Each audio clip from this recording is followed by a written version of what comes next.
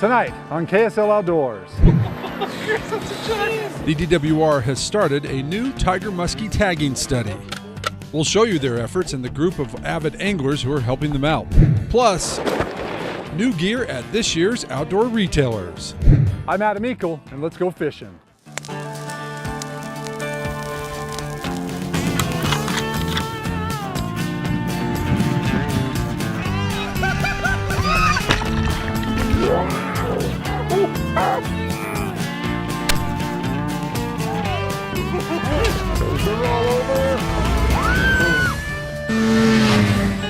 KSL Outdoors with Adam Eakle is brought to you by your local Ford stores. A fish that's been around for 2 decades has so much interest now, there's actually a local chapter that chases them. Hi, I'm Adam Eakle, and welcome to Pine View Reservoir. Tonight, we're going to introduce you to the tiger muskie, very popular fish that has been here in Utah's waters now for a little over 20 years, and we're going to introduce you to the anglers that chase them. How special is this water?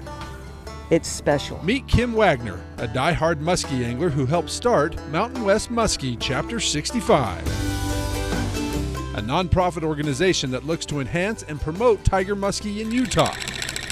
And most important, educate anglers on the proper way to chase these hard-fighting, sought-after fish. What is it about chasing tiger muskie that gets anglers like yourself interested in? Because all other fish are just bait. Today, Kim and 6 other members are helping the DWR up at Pine View on a new tiger muskie tagging study. Tiger muskie have been around a number of years, but they're one of the fish where we really haven't had the manpower to study in depth, and that's where this group is really helping out. Oh, they might have one. Hello? Okay, we'll be over in a second. These anglers are really good at what they do. They can catch a lot of fish, and they're really interested in the science. And so what we've got them doing right now is actually catching as many fish as they can. Casting? Yeah. Nice. Second cast.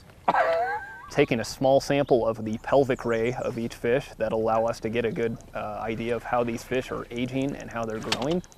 Fish. And no tag. No tag. Good deal. Okay, this is a 41-inch. It's tag 0183. And then we're also putting individual ID tags in each one of those fish. It's a she. Grab your picture. Those will allow us to identify those fish at a later time and see if our aging is correct, but also potentially get a population estimate if we're good. She's ready. Yeah. Here she goes. From the time Steve and Joe lifted the muskie out of the water, got the pelvic ray, tagged the fish, got the sex of the fish, their picture, and back into the water was just under 1 minute.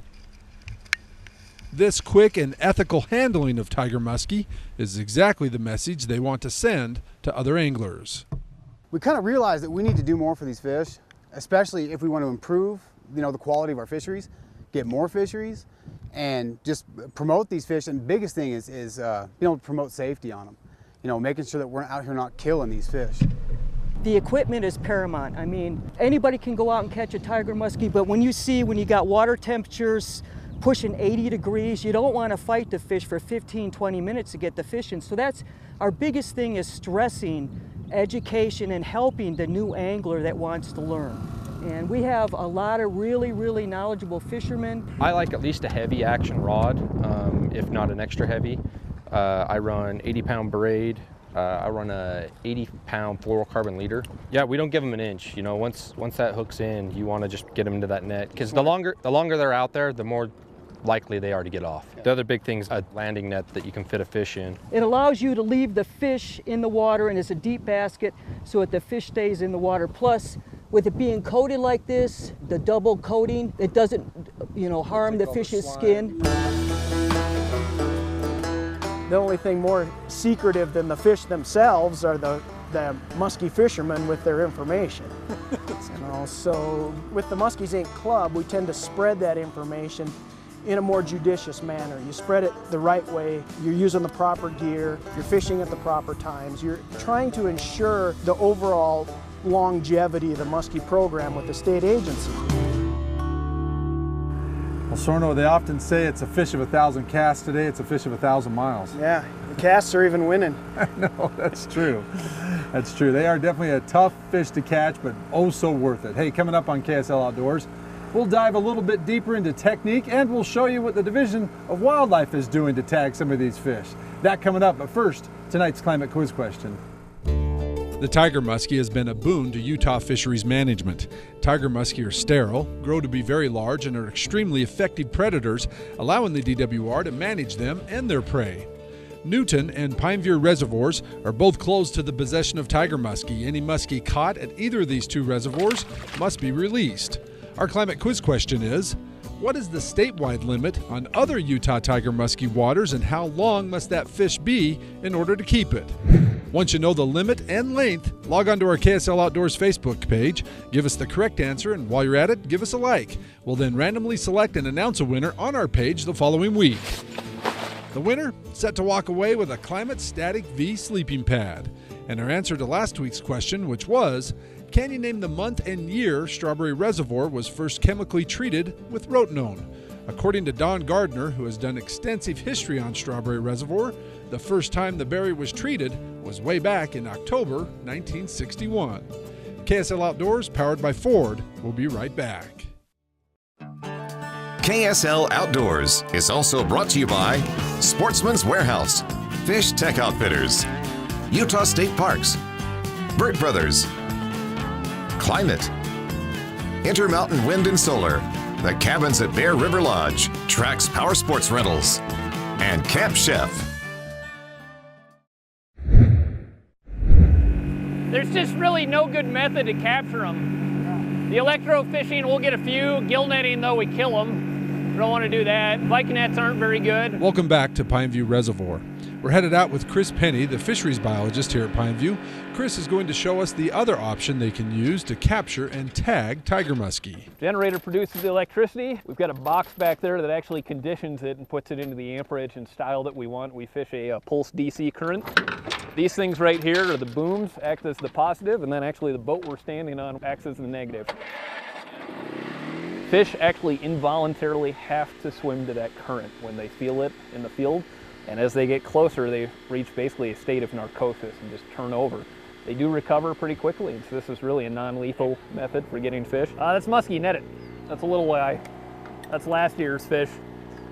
Cool. Electrofishing is only effective for tiger muskie when they are shallow and it's labor intensive.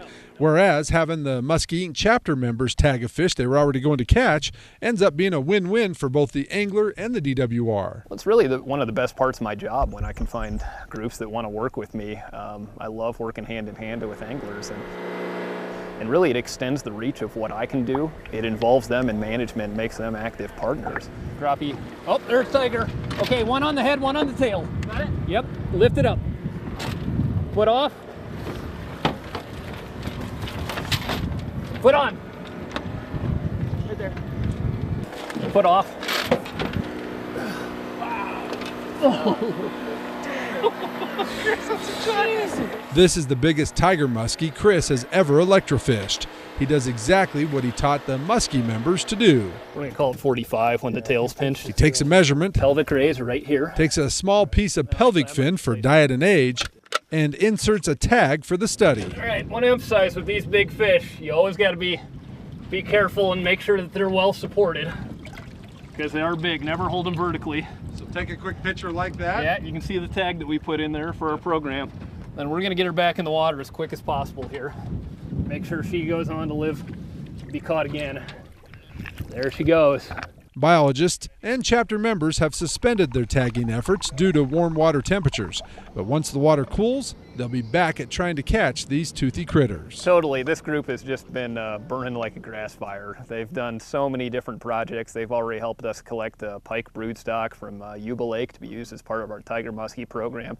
They've put signs up all around the lake with me suggesting proper handling practices for tiger muskie. That's a healthy fish. And then we're helping out with this big project, which is basically seeing how good of data we can get on these tiger muskie. We're always looking for new members. One of the biggest things I've gotten from members, they've asked me, well, how much involvement is there?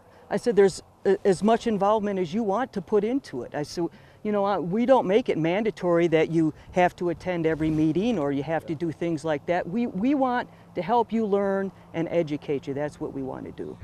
So if you want to learn more about Mountain West Muskie, check out their website, muskiesink.org/chapter65. You might even get one of these tight-lipped anglers to show you a few of their lures. Stuff like this, you know, your 6 and 7 inch crankbaits. This is a topwater bait. It's just like a 5-6 inches long, and then, you know, size 8 blades can be really effective up That's there. a huge buckshot. Yeah. That's actually And one of that's the smaller actually small. ones. Is it really? We fish much larger, absolutely. So like the guys were saying, don't use a medium heavyweight like I have been for years. Go to a heavyweight rod, 80, 90 pound braid, and some leader of 80, 90 pound mono or fluorocarbon. And like they were saying too, don't be afraid too to use bigger lures. The fish won't inhale it, won't hurt their gills. Hey, let's get some more fishing tips now by heading back to Salt Lake to the guys at Fish Tech for tonight's fishing line. It's getting that time of the year that the wipers are starting to boil. We've got reports that they're on top. Hi, I'm Dan Smith from Fish Tech Outfitters. This is what I like to do during this time of the year for the wipers. I like to take top waters, walking baits, chugging baits, and also I'd like to take lipless crankbaits. So when they go down, then you throw the lipless crankbait under the water. But when they're up on top, you want to use the top water. There's nothing more exciting than having a wiper come up and just smash your topwater.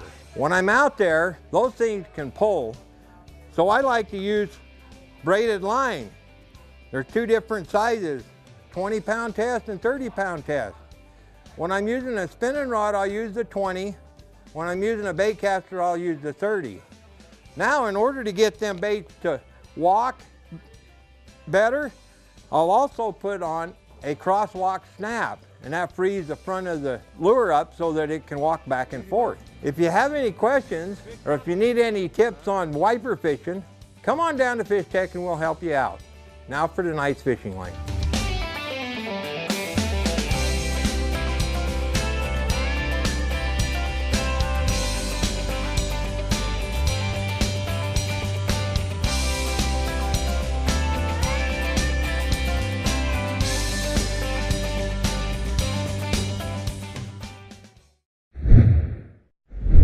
Welcome back to KSL Outdoors. I'm Jared Hargrave. Well, I'm down here at the Salt Palace Convention Center for the Outdoor Retailer Summer Market, the last one to happen here in Salt Lake City. So I figured we'd go inside, visit some friends of the show, and check out the new gear they have coming out this year.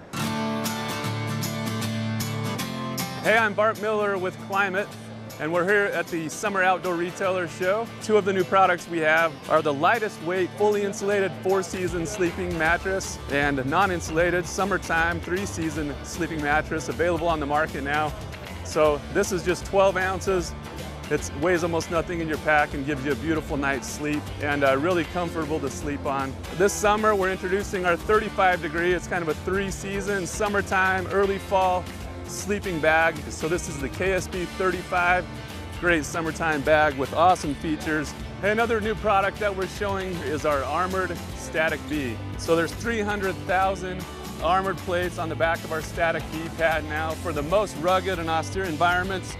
You can see we're displaying it here on glass, sharp sticks, etc. So it's a basically puncture-proof pad. Packs up a little bit bigger, but it's got super fabric to keep it from puncturing in any environment. I'm Patrick Odenbeck with Mystery Ranch Backpacks. We do a lot of hunting backpacks. This is our Metcalf pack. It features our guide light frame, and you can see here you can carry a whole head mount and a quarter in it. We have 500 denier Cordura on our bags, the best buckles, huge weight carrying capacity. If you guys are lucky and you get something, this will carry it out. New at Mystery Ranch for 2018 is our TerraFrame bags, and we're basically taking a lot of the hunting ideas for that expandable space and applying that to the outdoor market. Imagine being able to carry all sorts of different things that you couldn't carry in the outdoors before, maybe a pack raft or your 6-person tent. So the idea is that you can carry things you couldn't bring out into the outdoors before and with more comfort than ever before. My name is Ryan Neely. I'm marketing manager with Camp Chef, and I want to show you the Woodwind Grill from Camp Chef. If you haven't seen this or tasted food off of it already, you are missing out. Super easy to use, digital controls, monitor everything. Great wood-fired flavor. And then you can finish off your food with this sear box for an awesome flavor. You and your friends are gonna love it. The next thing I wanna share with you is our new stove. This is the Striker stove, but it runs on multi-fuel. So you can choose, if you're heading in the backcountry, you can burn butane, or if you do some car camping or something, you can burn on propane. The fuel is your choice. So enter the photo contest, KSL Shot of the Week, and you can possibly win the Striker stove. All the new products at Outdoor Retailer will be in stores either now or in the coming months. Now let's send it back to Adam for this week's Utah Field Guide. This was all treated last fall, and it was all 15-foot tall frag. It was show and tell for Rich Hansen a few weeks ago at the Ogden Bay Waterfowl Management Area. Added another 100 quail total last year. And Rich is the manager here and was giving the Utah Habitat Council a tour of some of the projects they helped fund. Habitat Council is vital to the success of our waterfowl management areas. That's where we get nearly all of our money to actually do on-the-ground projects. We basically look at all the projects that have been planned around the state by our biologists. Then the Habitat Council members review all those projects annually. And then they basically make a recommendation to the Division of Wildlife Resource Director on which projects are the best and where that money ought to be put. Every time a hunter or fisherman buys a license, a small portion of that is put into a habitat fund. We actually put this up a month ago. It usually equates to about $2.5 million per year. The Habitat Council is made up of 4 DWR employees and 4 citizens who represent big game, sport fish, upland game, and waterfowl enthusiasts. We do everything from rebuilding streams, fund fishing piers, to provide better angling access, acquire conservation easements sometimes. The goal is just to improve habitat around the state for all types of wildlife. So the next time you see or hunt a completed habitat project, pat yourself on the back. The money used to do those projects were funded by hunters and fishermen like yourself. Time to check out this week's recreation forecast by turning it over to the guys and gals in the weather department.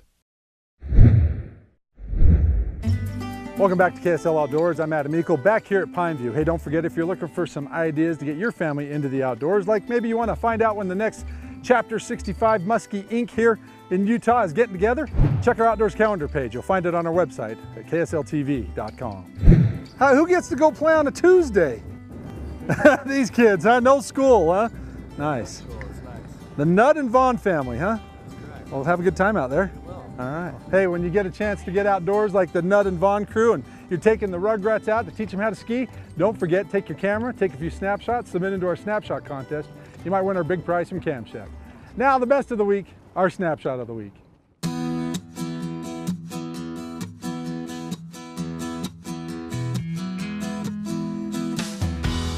We kick it off with a reminder that a cold day of duck hunting is just a few months away. Rick and his son Jeremy have had some success for goldeneye on this river in the past, so back in December they headed out again and had another successful outing. Rick says it was minus 18 that morning, but the crazy thing is, they'll be back when the birds move in. The Catrone family were out scouting for elk and deer a few weekends ago when they spotted this nice 4-point with a beautiful sunset behind it. In all, they spotted 150 deer that night, with 75 of them being bucks. A great night to be out with the kids driving around. This is Alan Miles showing off his biggest fish of the day at this year's disabled fishing event up at Strawberry. Alan is a Vietnam vet and a U.S. Marine who was awarded a Purple Heart. Rocky donated his time and boat to take Alan out and says it was a pleasure and an honor to be his deckhand that day. A few weeks ago, Kyle was able to go on one of his dream hunts, a free-range wild bison hunt on the Crow Indian Reservation in Montana, and he was able to share it with his dad. Kyle's dad had a heart attack this spring, gave the family quite a scare, but recovered well and was able to go on the hunt. It was the first successful hunt Kyle has had with his dad along his side, and he says he couldn't be happier to have him along.